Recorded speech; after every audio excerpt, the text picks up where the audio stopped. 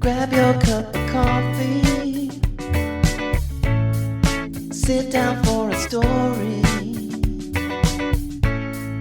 Let's all go exploring. Making it after 40. Making it after 40. Making it after 40. Hello, friends. Welcome back to the Making It After 40 podcast. I am your host, Lisa Rodriguez. I am an actor and writer who is still trying to make it after the age of 40. Hi. So it's been a while, huh? Yeah, I ended up having to take a little hiatus because of life and responsibilities and whatnot. But I am coming back with brand new episodes starting next week, that first week of March. But today for you, I am revisiting a past episode with Emily Ziff Griffin. If you are a regular listener of the podcast, then you have probably listened to this episode. Emily is a writer and a former producer. She used to produce films with Philip Seymour Hoffman, and she has written some incredible essays for The New Yorker, one of which has been optioned for a screenplay. But most recently, she just came out with a new essay that you can read right now in The New Yorker, documenting her experience of losing her father when she was 13 years old. And it's truly an incredible essay. And I highly recommend you go and check it out as soon as you're done listening to this episode. It's available in The New Yorker now. It's a tearjerker. And I will link it in the show notes so it's easy for you to find. I figured this was a great way to get you guys excited about the podcast coming back. So going forward, I will be doing seasons, as that is going to be the most manageable way for me to keep this podcast going while fulfilling all my other obligations. But one thing I promise you will not change is that I will continue to have incredible guests, and we will have these amazing, awesome, and oftentimes vulnerable conversations. In the meantime, please enjoy this wonderful episode with Emily Ziff Griffin. Thank you for tuning in and have an excellent week.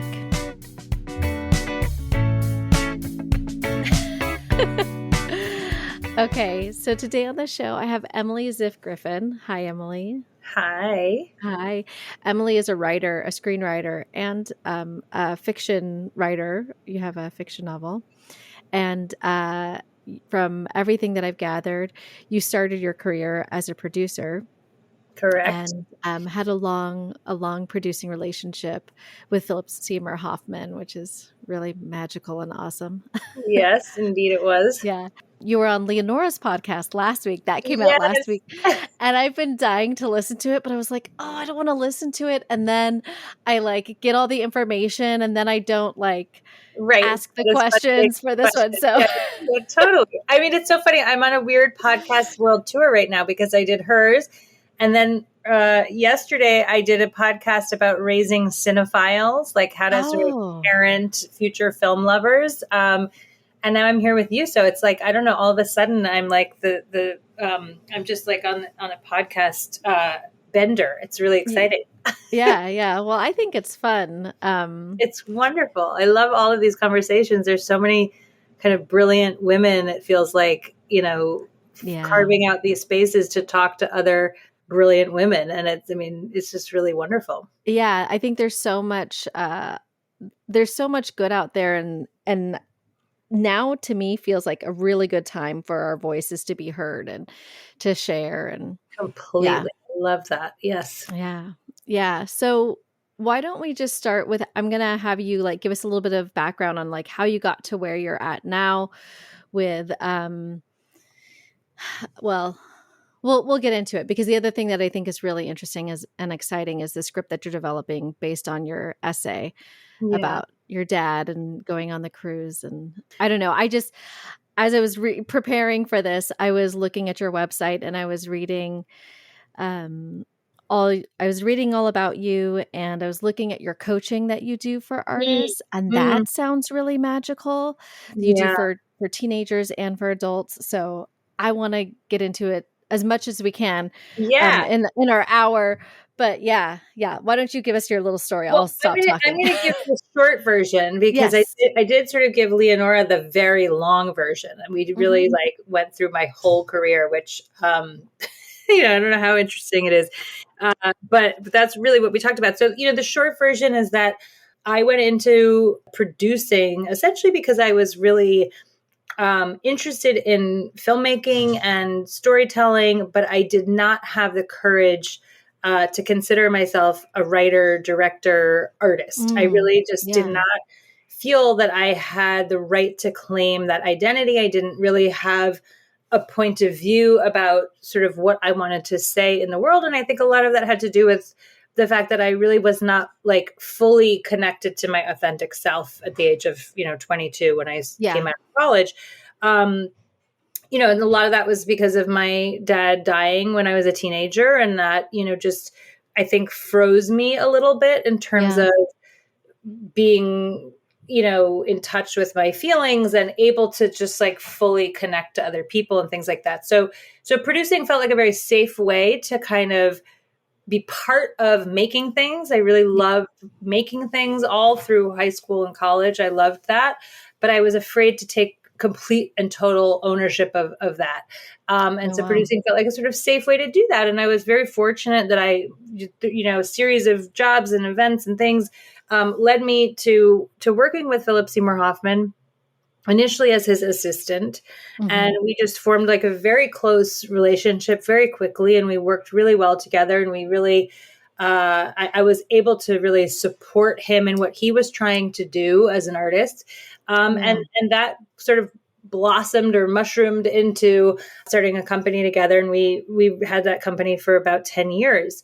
And we produced a handful of films and we developed a ton of projects and all the sort of highs and lows of that journey, which was incredible, and it was like grad school, on like, steroids and crack and everything you could learn. It was tremendous in terms of what I learned and how I then started to think about, well, what is my ultimate destiny as a creative person. And I, over time started to realize it really wasn't producing, at least not exclusively. I still have my hand in producing, and I have a sort of ambivalent relationship with it. There are things about it that I love, and it's hard for me to not wear that hat, even when I am in the writer's chair. But there are people who are better at it than I am. So I feel like it's, I'm happy to to have that kind of partnership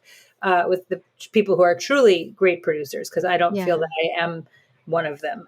But so I realized, I wanted to be a writer, and it took a long time to have the courage to know that, and then to start to say that to people. And I really made a choice to write a novel as my first kind of attempt at writing. Oh, wow. Sounds nuts. And it was nuts. It was totally nuts. But it was really, in a lot of ways, a reaction to the film business, which requires so many people to give you permission to make something, right? You can't make a movie just by yourself. I mean, you can, but it's really hard. That's a whole other thing. And so I felt like if I wrote a book, then I would have a finished work of something, and I could control that destiny entirely. And I had a lot of help in writing my novel. I had so many different people along the way who helped me.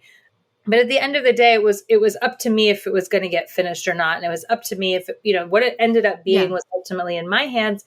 And that was so enticing. It was so compelling. And it really catalyzed my my discipline and my willingness to just do the work, to get it done. Yeah. And it felt in a way like life or death, like I was like, by that point, by the time I was really working on that, Phil had passed away. I had really concluded that I did not want to produce full time. I had a second child on the way. My husband and my then 2-year-old daughter and I, like 7 months pregnant, moved to Los Angeles. And it was kind of like, I have to make this work. I always think of the Eminem song where it's like failure is not an option. Yeah. Yeah. Right. And it's like, that was really my reality. It was like, I had to make a career as a writer work. I just like, put all my eggs in that basket. And I wrote a novel, and I was very fortunate to be able to ultimately get it published. It didn't occur to me also, I didn't know, this is a helpful thing. I didn't know that you could write a novel and not have it get published. Until I was like a good ways into it. And I remember going to a panel of authors, an author I grew up with named Ivy Pacoda, who's an amazing writer. And she was on this panel of authors. And I went to this talk, and they were all chatting. And, one of them started talking about the first 2 novels that they wrote that didn't get published. And I was literally like, wait, what? Like, I don't, that, like, I did not know that was possible. I thought if you actually wrote a book, somebody would publish it. Like, that was just a given in my frame of mind. So I think that's kind of funny, because I do, it's like ignorance is bliss or whatever. It just, I think I was able to do it because I was so not clear on the realities. So then from there, I've really just been able to keep going, in different forms and different media. And I've had, I then have studied writing more intentionally. I don't have a graduate degree, but I have studied, with teachers and to learn the craft. And did you have to do that when tackling your first novel? Or did you just kind of do that on your own? I had these 2 women who were sort of book packagers, who had come into working with me on the novel very early. And they were sort of like my producers. They were like book producers, and so they were really helpful in sort of guiding what the book became. And then and they had a professional editor that they worked with who gave me notes on the first couple drafts of the book. And then it was like really just relying on, I have a lot of relationships because I've been doing that, at that point I've been in a creative field for like, 15 plus years. And so I could reach out to people and be like, can you read this? Can you give me notes? And so I got a lot of notes from a lot of people.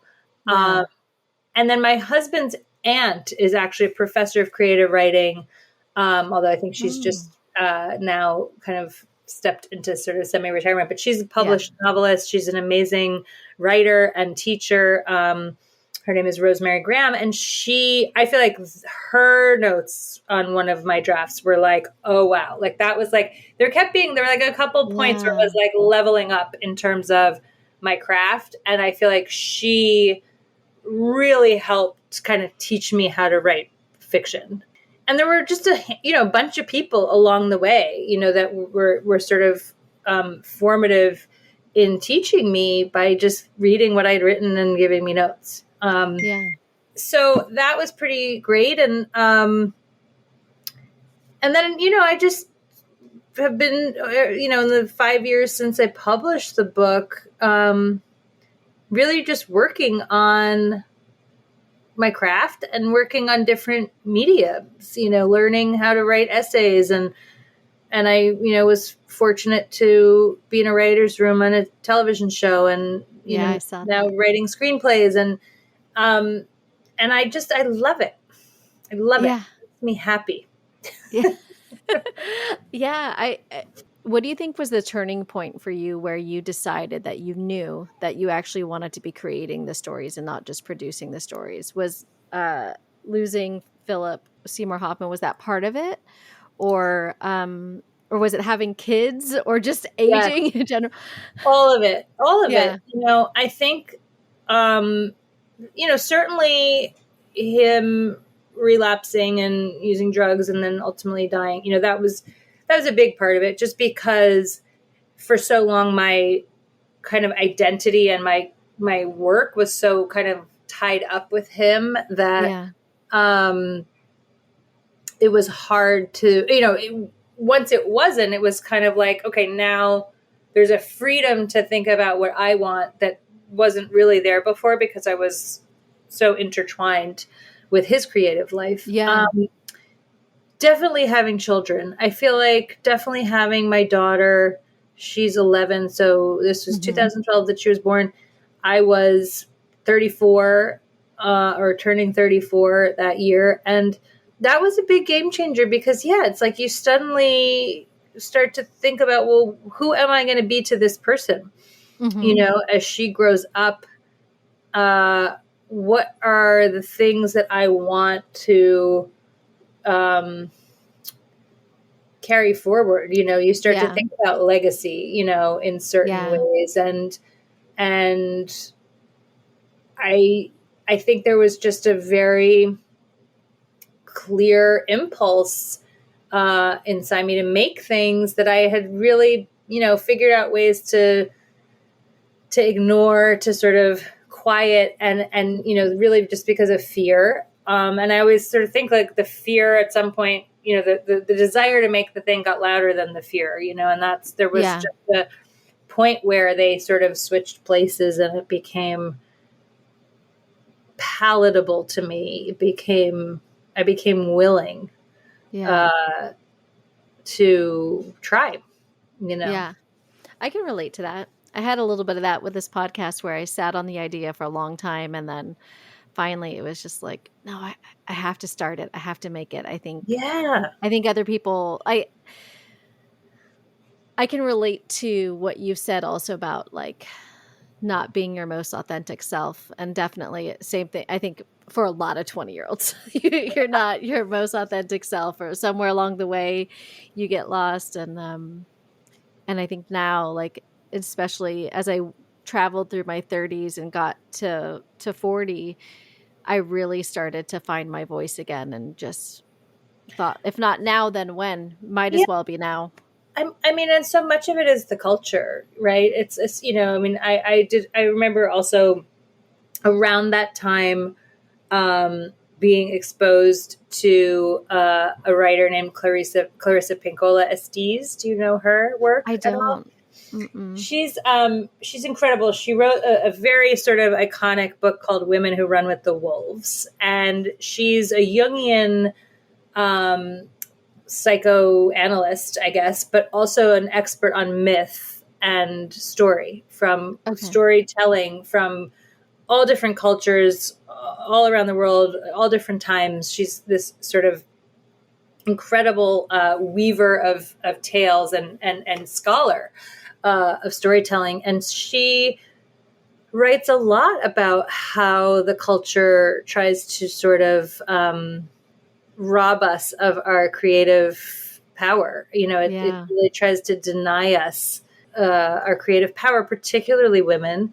But all of us, like, we all are born creative beings. And then at a certain point, there starts to be this sort of hierarchy and this sort of judgment around, well, that's not a good representation of a tree. So therefore you're not talented. So therefore you shouldn't paint. So therefore you have to go and do something else. And her work was really influential for me in just going like, oh, wait a second. I do have this stuff inside of me and it's okay to try to express it. And it's like, and it's not my imagination that it's been kind of suppressed, And so that was very liberating for me. It really allowed me to gain confidence. That's wonderful. I think also for me, there was like a perfectionist mindset and like not wanting to fail. And so then never trying because I didn't want to look dumb if I failed, or like I didn't want to be judged if it was bad. Totally. And now it's like, it's okay if it's bad.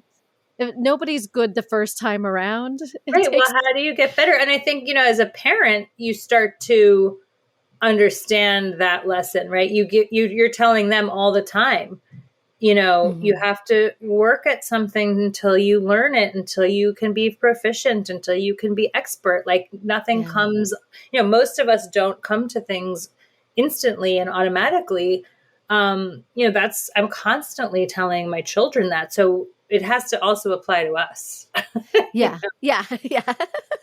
And I think it's a great lesson and a great, we can be great role models to our children when we show them that, like, hey, we're sometimes we fail, sometimes it doesn't come out Yeah. great. Yeah, Yeah. that's been fun.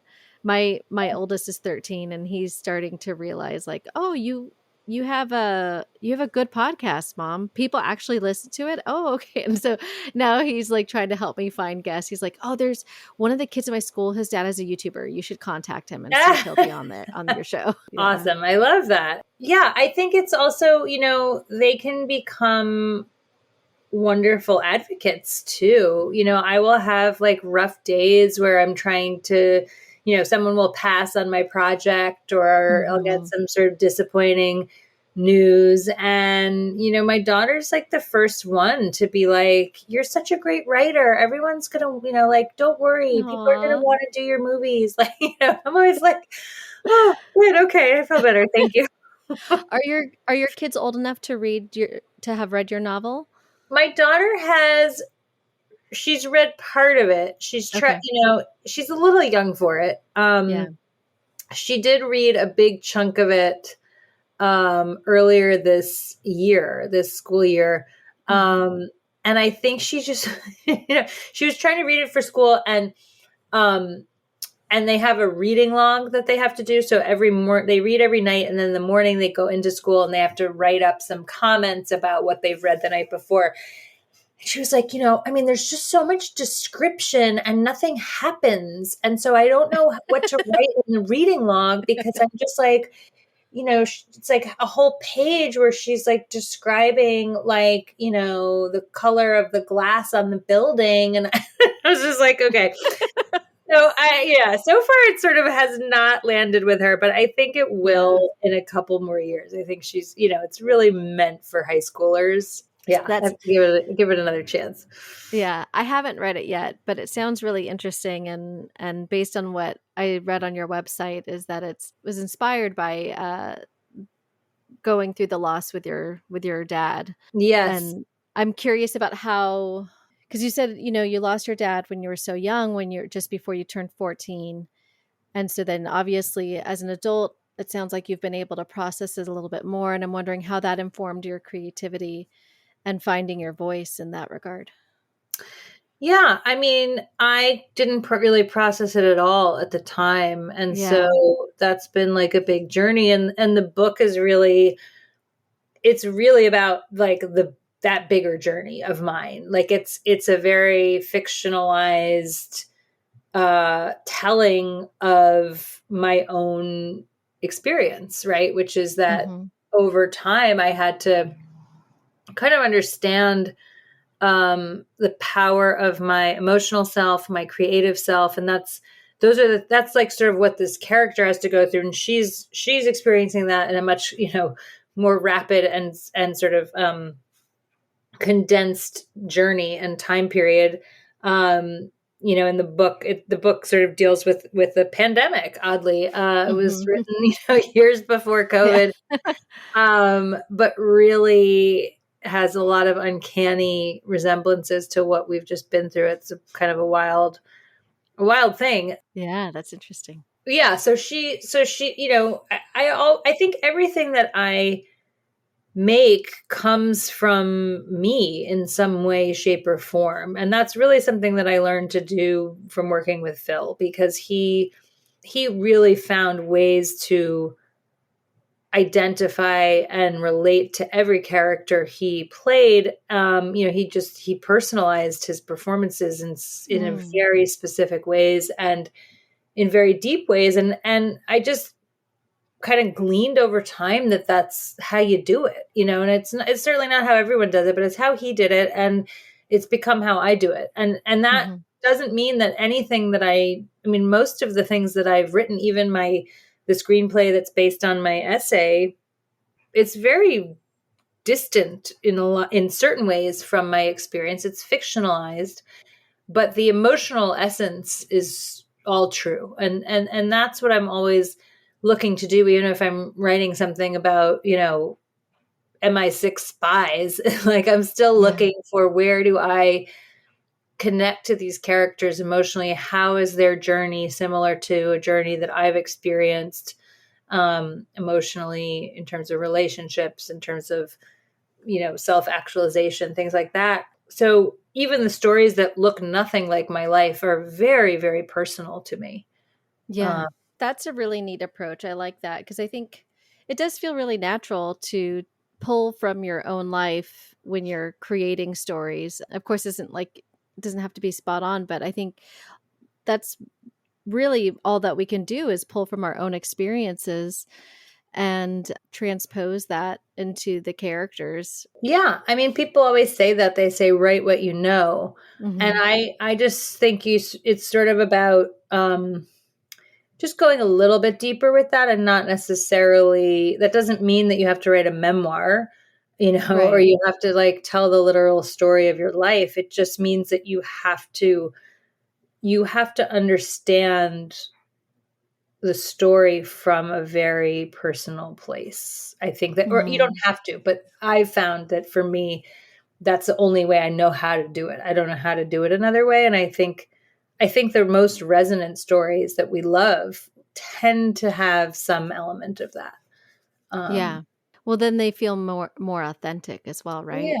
Yeah. Because I think what I'm finding is that the more specific you get, the more relatable it is, which is kind of odd because you think that if you Right. were more vague, but the reality is we all have so many shared experiences, and whether or not it's the exact situation, those feelings. That's right. What it feels like to be in a breakup. You know what it feels like to lose someone close to you. You know what it feels like to be a kid and like be disappointed by your parents, whatever it is. Mm-hmm. Yep. And it may not be the exact parent or the exact disappointment, but That's right. that feeling is those general feelings are so common. That's absolutely right. And I think, I have a teacher named Joan Shekel who talks about, emotions as like paint colors, but she also talks about like, you don't want a muddy brush. Like if you're painting with blue, you have to be very clear about what color blue you're using, right? You're not, there's a difference between navy blue and azure blue and royal blue and, sky blue. Like there's just a million different types. And so that level of specificity is what actually, if you take a brush with brown paint and dip it in your blue paint and try to do the sky, it's going to look, gonna look pretty. And so I think when you feel an emotion in a story land from that very clear, specific place that you're talking about, that's what allows another person to feel it, because it's unmistakably that. And we've all felt royal blue, we've all felt disappointment, right? Which is different from despair, right? Even though you could classify them both under the umbrella of sadness, so it's like, I think it's a really important way of understanding why stories connect to us. And it does have a lot to do with being really, really clear and specific about what colors you're painting with, Yeah. Yeah. And is this, it sounds like this is kind of the approach you take with your workshops, is going in and teaching people how to access those, maybe, I don't know if you would call them core memories, but memories from childhood and pulling from their own experiences. Yes. Is that Yes. okay.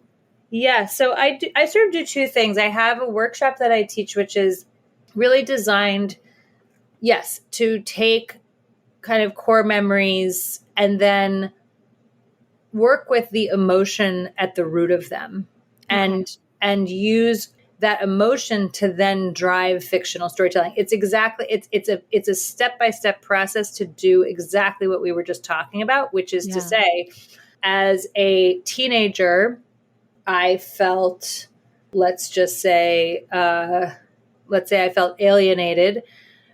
I am going to create a fictional story from a point of alienation, from that as my jumping off point, as opposed to as a teenager, I lived in a mountain town and went skiing every weekend, right? Like that's a Yes. off point, right? So one is more of a narrative jumping off point and one is more of an emotional jumping off point. And I think, and so the workshop is designed to illuminate how you can build story from emotion that you've experienced, that you know intimately well, because it's a feeling that you've had at a specific time in your life. And so first you kind of write through that time in your life to really identify, okay, well, what was the feeling at the root of that memory that I return to all the time? And once you really lock into what that emotion is, then you use that to catalyze a story. And it's just a different way of thinking about how to begin to write. Because most of us come from like, oh, I need an idea about a plot, right? Or a character. Yeah. And those are also important elements, but this is sort of just designed to come at it from a slightly different direction. And it's really amazing what people generate. You know, it feels a little bit like a magic trick, you know, when you do it, because people are like, oh, wow, I didn't expect, like, where did that come from? You know, and it's pretty cool. Yeah, that sounds amazing. That is a really cool thing. It reminds me of, there was in an improv class that I did, one of our teachers had us create characters by just focusing on a part of the body. So like, you know, your character leads with their elbow or, you know, their hips or whatever it was. And then based on that, like you kind of created this character, and it was really interesting to just approach it in a different way. Yeah.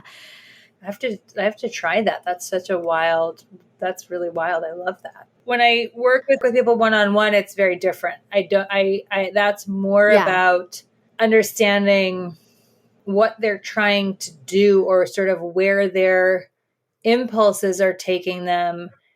And, you know, I always feel it's like part therapy and then part writing class. 'Cause it's really about kind of pushing people to get clear and honest about why they want to tell the story they're telling, and sort of what is at the root of it for them personally, and then figuring out how to build a story from that place. And that's, you know, also, it's also feels like magic sometimes, because, you know, people sometimes know they want to tell a story, but they think they know why. But then once they go a little deeper, they sort of unlock some things that, you know, can be really powerful and exciting, you know? Yeah. And so that can be really fun. Because if you know your why. Exactly. Yeah. You can withstand it. If you know your why, it changes everything. Yeah. Yes, exactly. Yeah. And that's, again, I think also the stories that are most resonant are written from that clarity. It's like when people know what the story is really about, it tends to work better, right? I mean, on a thematic level, when they understand what the story is designed to say about the human condition, those stories tend to land more, because again, they're clear and they're specific, and there's a kind of confidence, or, you know, really just a clarity, I guess, that helps the story connect to other people. Well, even just you saying this, that's really giving me something to go back to with some things that I've been working on. Because I feel like there are definitely times when you have a story that you want to tell, but it's just not coming out quite right. Or you're like kind of stuck. And then, you know, just the idea of drilling down into the why, asking yourself that question. Yes. What is it you're actually, that, you know, I don't know why I haven't thought of that before. That's, of course, it seems so simple and obvious now that you say it. Yeah, it's just, I think they don't think people teach that so much. You know, I don't know. I've never been to film school. I mean, my undergraduate film program was very not Hollywood cinema. It was all weird experimental stuff. But I don't know if they probably do teach it in some way, shape, or form. But I learned that from Phil. You know, I learned that from he was always kind of interrogating the meaning behind the story and trying to understand the themes and what is this really about? That's the question that we kept always asking, like, why are we telling the story and what is it about? And it's essential. But yeah, I don't know if people stop to think about it so much. I think they get worried about, the hero's journey. Yeah. And that feels like enough for a lot of writers. And let me ask you then about your experience in the writers' rooms, because, they always say, like, if you're a writer, you have to start so young, but obviously you didn't start writing until you got into your 30s.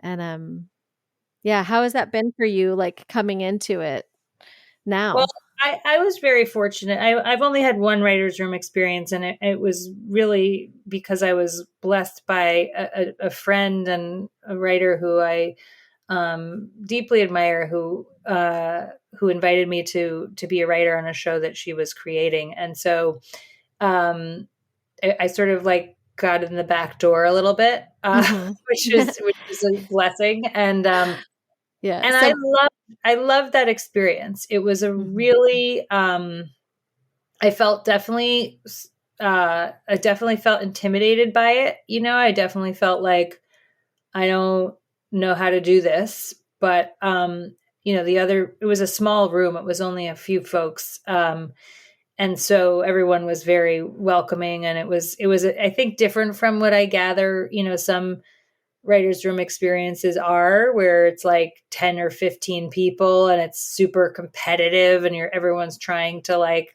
have the next best idea. Like it was not that vibe at all. It was really warm and kind of just joyful experience to create a story.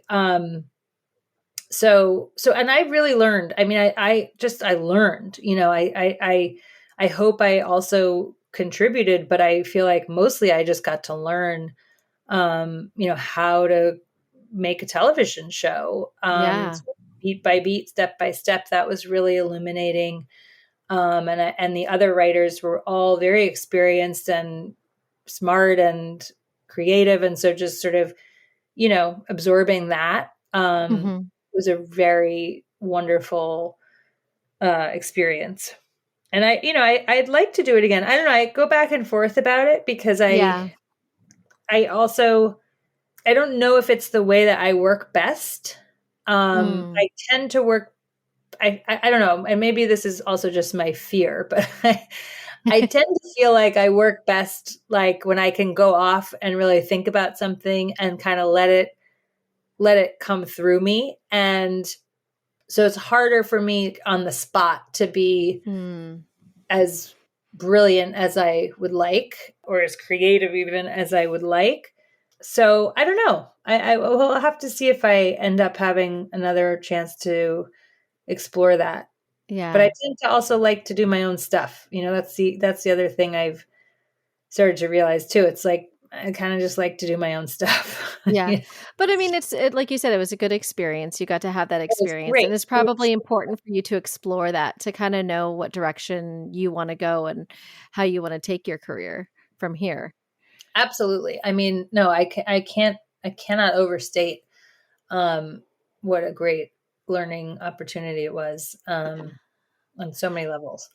I did a pilot writing class, like, I don't know, 2018. Yes, it was 2018. And I loved it so much because the teacher ran it like a writer's room. Oh, that's cool. Yeah, each person would kind of get to pitch a little on everybody's pilots. And I loved it so much. I was like, this is what I want to do. I want to be in a room. Because I do love the collaboration in that regard. In some ways, I like writing my own stuff, but I sometimes have a hard time getting going. And what I love about being in that kind of environment is like offering notes and pitching on other people's stuff. Yeah. I somehow wonder if it's like people who like team sports versus like they want to play tennis, I don't know. Oh yeah. I was on a soccer team for many years, so that could be it. I don't know. I mean, maybe. I don't know. I'm also an only child, so I'm like used to just being alone and not sharing and being kind of a weirdo in my own little world.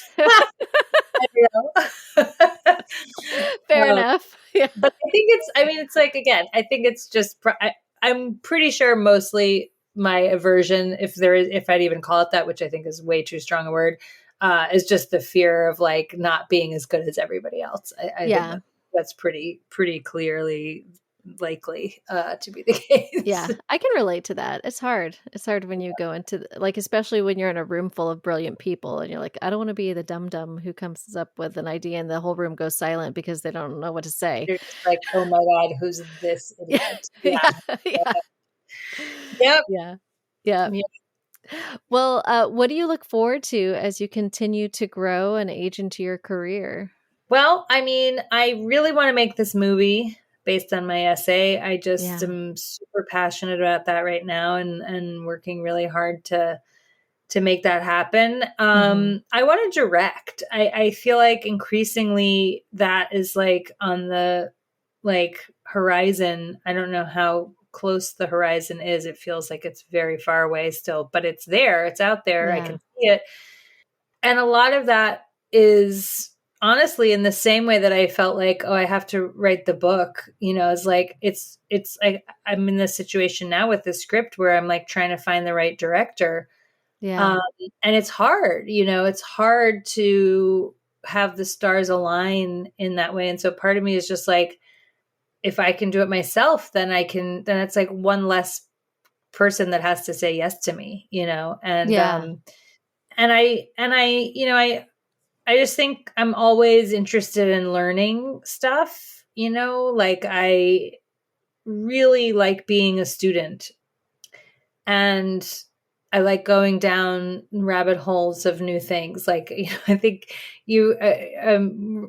I posted that I went to this yoga nidra class or meditation Zoom with another mom in our mom group. Yes, you're inspiring me because I see when she posts it and I never make time for it. And I saw your post today. I was like, I really need to make time for this. I've been in the same boat. I mean, this is a mom in our mom group who teaches yoga nidra, and which is like yogic sleep. Basically, it's you don't have to move your body at all. You just listen to this kind of meditation. And I've been wanting to do it, and I always see her offering it. And like this, I don't know, for whatever reason, on Tuesday night, I was like, I'm doing it. I'm just gonna do it. Yeah. And it was extraordinary. It was so amazing. And now I'm like obsessed with like learning about what yoga nidra is. And I don't know, I'm like going deep to it because I just want to learn about it. And I really enjoy that experience of like just something new and learning. And so I sort of feel like there's a directing piece for me on the horizon at some point. I'd love to write another book, and I've started to do that. I've started to do that a couple times. I think more in earnest recently. I have a sense of what it is I want to do. And so, you know, just more and more, like I'm constantly working on things. I find it very hard. You know, I have no shortage of ideas or things that I want to do. Yeah. So I hope that continues. It feels like it could or it couldn't, you know. It feels like so mysterious. You know, it's like, where did they come from? I don't know where they come from. They just come, they show up, and I hope they continue to show up. Yeah. For a long, long time. Sometimes they come in dreams. You never know, right? They do absolutely come in dreams. I've definitely had, I get a lot of ideas when I'm driving. That's good. Like where I work out like a lot of stuff for some reason. Either if I'm listening to music, but sometimes just driving.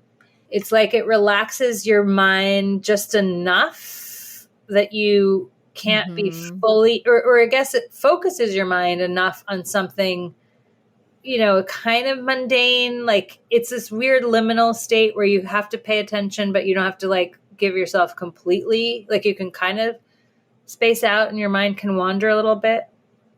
I don't know. There's just something about driving that I think that just like frees up the brain in like a specific way. It allows you to be creative. Yeah.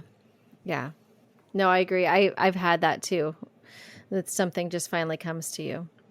What do they call it? Is that the beta state, or maybe beta is too relaxed. I don't I know. don't know. Yeah. I'm sure there is like science around it. Yeah. It's some Yeah. weird thing where like, yeah, I don't know.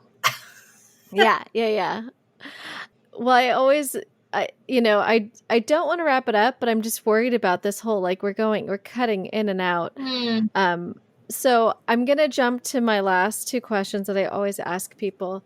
Actually, I don't know. Did you want to share more about your essay that you published for the New Yorker, or? Yeah, sure. I mean, I'll just mention it. It's an essay I wrote for the New Yorker, and it's a sort of a personal history. It's in their personal history section, and it's about going on a gay cruise with my dad when I was a teenager, barely a teenager, in the early 1990s. And my father, who was gay, was also dying of AIDS at the time. And so we went on this kind of wild, amazing Caribbean cruise for a week. And it's just sort of, to me, just kind of a love letter to that time and that place and that community and the dance floor, the gay dance floor, and sort of what that meant to me. And so I've adapted that into a film. Yeah. That's loosely, I mean, there's some departures from the real story, but it's at its core, really about sort of gay joy and the sort of power of that community, even in the midst of such devastating loss. Yeah.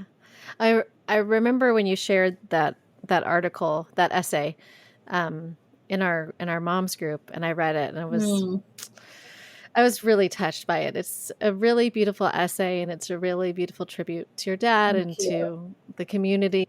It was really touching how, like, it just seemed like everybody that was there with you just kind of lifted you up. They're like, yeah, this 13-year-old girl, yeah, we're gonna have fun and party with your dad. No, they really did. They really embraced me, and it's really touching. Yeah. Well, if I will link it. I imagine people can probably still find it, so I'll link the essay, and you should go check it out. You should check out Emily's book as well. But before we go, I want to ask you, what advice would you have to anyone who is maybe just coming up in their art, their chosen profession now, or maybe they're choosing to make a leap and change career as a middle-aged person? Oh my God, do it. That's my advice. Just fucking do it, because you're here. You're here, and it's not too late to do it. Like, it's so in your grasp to do it, and it's essential. I think I waited a long time. I feel like I said this maybe in one of the other interviews, but like, it feels like I feel like I had to come out of the closet myself, as an artist. It really was like that dramatic for me in terms of like how hard it was. And it can be done, and it's so worth it. Like, what's on the other side of that courageous choice to really claim what it is you want to be doing in this one and precious life that you have, this one wild and precious life that you have. It's like, it's so worth it to own that and to be in pursuit of it. And people say this, but I think it's true. I do think that the universe rewards that, and it kind of rises up to meet you as you make those bold choices. Just fucking do it. I would agree with that. I think even just making the choice to put myself out there and be seen. One of the things that I kind of worked on a lot with myself over these last years, trying to get the courage to do something like this, was getting over this like fear that was installed in me from when I was a kid of being seen. And once you kind of get past that, you start putting yourself out there, it's really starting to get rewarded. The podcast keeps picking up more and more. And then I just had this, Andy Crocker, who's also in our group, was like, hey, Voyage magazine, talk to this lady, do a little piece on her. And it was like, wow, this is actually working when I put myself out there. It is. It does. It's like, that's the thing, because everybody wants to connect with people who are in their like full and true selves. It's like, that's like, that is so magnetic, when someone is Yeah. like being their full self, it's so magnetic. Yeah. And when they're not, it's like so uncomfortable, to be around. And so I just think it's like, there's, I can't say there's no reason not to, like there are always the practical concerns, and it's money, and it's like all the things that we have to contend with, and those are real. And I don't deny that, and I think there's of course inherent privilege in being able to like make a big pivot. But I also think that, for most people, there's a way. And, you can find that way, and it may require certain sacrifices, and it may be really scary, and it may take a minute, but it can be done, and it's so worth it. Yeah, I agree. Okay, my last question. What does making it mean to you now versus when you were younger? So yeah, what does success look like to you now? Oh, that's such a great question. I mean, when I was younger, it was like, I'm going to like, it's so funny. I remember always thinking about this. When I was in college, there was a kid I went to college with who was like, I guess even then he was like starting to direct commercials. Is that possible? I don't know. He was young. But he was. And I remember like sitting in the dining hall with him one day, and someone said to him like, "Hey, do you think you'll ever be happy?" And he was like, "Yeah, when I'm fucking supermodels and driving a Ferrari." And it was like, he meant it. Like that was the truth for him. Yeah. It's like, that is really what he was moving toward. And I think that's actually where that is where he moved toward, like, I think that became his reality. And I that was not exactly my ambition, but I feel like it was something like equally sort of vapid. It was like, I'm going to win an Oscar by the time I'm 30, or like some, dumb shit like that. And so I think that I had ideas around status and like wanting people to acknowledge me in a certain way and stuff like that. And now it's like, I just want people to experience my stories. Like I just want like my stories to be told. And I also want all the other stuff. Like I would be lying to say like, I don't want money, and I don't want awards, and I don't want people to respect me. Of course I do. But it's like, that is like the sort of byproduct of the main thing. Like when I really wake up every morning, it's like, how can I get this story in the world? How can I share this idea that I have? How can I get people to experience these characters and these tales that I'm weaving on the page? Like that's really what I want. Like, I love the feeling of someone reading my work and like the response to that New Yorker piece was just like, I didn't really expect it, but it was like, it was everything to me to get the emails and messages, just like with people being like, I was so moved, like I cried, or me too, like my dad also, or just the connection that people had to something that I wrote. Like, it chokes me up right now to say it. It really affected me. And it was like, that's all that it's about, Yes. So that's making it. For me, making it is literally making it. It's like just making the things and like hopefully having an audience experience them. Like, that's what I'm after. Yeah. I think that's wonderful and brilliant. And yeah, I think touching lives with our stories, whether, I do a lot of comedy. So it's like, if it means I make them laugh, oh my and God, that's part of their healing journey. Oh, that makes me so happy. That's like got to be the best feeling ever, to make people laugh for a living. Like, oh, that must feel so good. No. Even just in my house. Yeah. No, that's like gold. Yeah. If I can make my kids laugh, oh, I'm so happy. Yes. No, me too. Because I feel like it's like they don't think of me as, like I'm so mom mode 90% of the time. So it's like, if I do something weird and funny, it's like such an anomaly for them. It's Yeah. kind of shocking. Yeah. Oh, yeah. No, dad is the funny one in our house, according to them. And I'm like, really? Oh, okay. The professional comedian.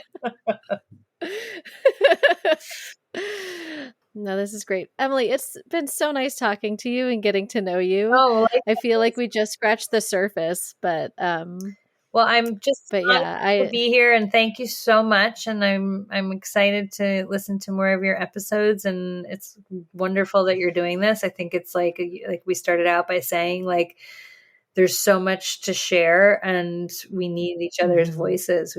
We really do. Yeah. Yeah, and I think it's important for people to know that there's like artists and people who are doing like really good, important, and interesting work out there that aren't plastered across their television Totally. screens or their movie screens. And there's this whole other side of it where there's, they might be on their television screen for 5 minutes, Right. but their work is still important. And, in the meantime, they're also doing all this other stuff behind the scenes, or like the writers who are actually coming up with the stories. And then just hearing people's journeys. We talked about the hero journey, but it is like hearing how people kind of come back to finding themselves and finding their voice through their art. And sometimes there's an event, a catalyst that makes it happen. And sometimes it's just, I think, growing up. Yes. 100%. Yeah. Or just, it's like, I've been really inspired by a lot of the awards winners this year, right? Jennifer Coolidge and Michelle Yeoh, and just like being like, okay, these women are like in their 60s and they're like finally getting their due. And I don't know, just it's obvious, but it's like we all have the opportunity to continue doing the work that matters to us, and it may take the world a minute to catch up to us, and that's that may just be the way it goes. Doesn't mean that our work is not valuable. Yeah, no, I agree. That's great. Well, maybe one day I'll get to have like Key on here or something, because I'm like, that's like the ultimate comeback story. Like, started off as a child actor and then came back later, and 20 years later, I'm like, oh, it's really I would love to talk to him. So moving, and Brendan Fraser. It's like everyone this year, I feel like, was sort of like, oh, okay, like they're all reminding us that we just have to keep going and like doing the thing, and that's all we can do. We can't. The rest of it is beyond our control. It just is. Yeah. So. Just keep going. Keep making your thing. Yeah. All right. Well, thank you so much. And where can people follow you or learn more about your work and your stuff? Yeah, Instagram, Emily Ziff Griffin is my Instagram. I have a website, which is emilyziffgriffin.com. I feel like I need to update my website. It's not everything. It just sort of feels, I don't know. But yeah, you can read stuff I've written there, and my workshop and all that stuff is there. But yeah, Instagram is kind of my go-to for just like whatever's going on moment to moment in my life, which is probably not that interesting to most people, but that's where it happens. Awesome. Well, and I'll link everything in the show notes so people can easily access it. Awesome. Thank you. Thank you. Have a good night. Okay, you too. Bye-bye. Thank you all for listening to this week's episode. You can check out Emily on Instagram at Emily Ziff Griffin. You can find information about her book and links to reach her for workshops or one-on-one coaching at her website, emilyziffgriffin.com. And of course, you can always buy her book from Amazon or your favorite bookstore. If you're enjoying the show, please don't forget to rate, review, and subscribe wherever you listen. Share the show with your friends, and be sure to follow the show on Instagram at Making It After 40, the number 40, and to catch up on what I'm doing when I'm not podcasting, check out my Instagram at Lisa Rodriguez. Thank you all for listening, and have an excellent week.